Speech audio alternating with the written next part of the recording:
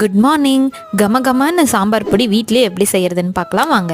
First துவரம்பருப்பு 2 table spoon சேர்த்து நல்லா பொன்னிறமா வறுத்தெடுத்துக்கோங்க. அடுத்து கடலைப்பருப்பு 2 டேபிள் ஸ்பூன் சேர்த்து அதையும் நல்லா பொன்னிறமா வறுத்துக்கலாம். 1 டேபிள் ஸ்பூன் மிளகு, 1 டேபிள் ஸ்பூன் சீரகம், 1 டீஸ்பூன் அளவுக்கு வெந்தயம் சேர்த்து நல்லா வறுத்துக்கோங்க. அடுத்தது மல்லி ஒரு 3 டேபிள் ஸ்பூன் அளவுக்கு சேர்த்து நல்லா பொன்னிறமா வறுத்துக்கோங்க. அதையும் 1 டேபிள் ஸ்பூன் அளவுக்கு அரிசி எடுத்து வறுத்துக்கோங்க. சாப்பாட்டு அரிசியை யூஸ் பண்ணிக்கலாம்.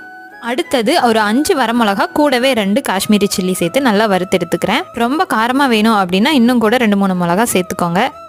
அடுத்தது 2 கொத்து கருவேப்பிலை எடுத்து நல்லா மொறுமொறுன்னு வறுத்து எடுத்துக்கலாம். ஃபைனலாக கொப்பரை தேங்காய் கொஞ்சமாக சேர்த்துட்டு நல்லா கோல்டன் ப்ரௌன் ஆகிற வரைக்கும் வறுத்துக்கலாம். தேங்காய் மட்டை வாங்காமல் அப்படியே கொஞ்ச நாள் வச்சுட்டிங்கன்னா கொப்பரை தேங்காயாக மாறிடும். இல்லைன்னா கடையில் கூட கிடைக்கும், வாங்கிக்கலாம். இப்போ இது எல்லாத்தையுமே ஒரு பிளேட்டில் குட்டி நல்லா ஆறுனதுக்கு அப்புறமா ஒரு மிக்சர் ஜாருக்கு மாற்றிட்டு கூடவே மஞ்சள் தூள், கொஞ்சம் பெருங்காயத்தூள் போட்டு நல்லா ஃபைன் பவுடரை அரைச்சி எடுத்துக்கலாம். வீடே மணக்கிற அளவுக்கு சாம்பார் பொடி ரெடி ஆயிடுச்சு.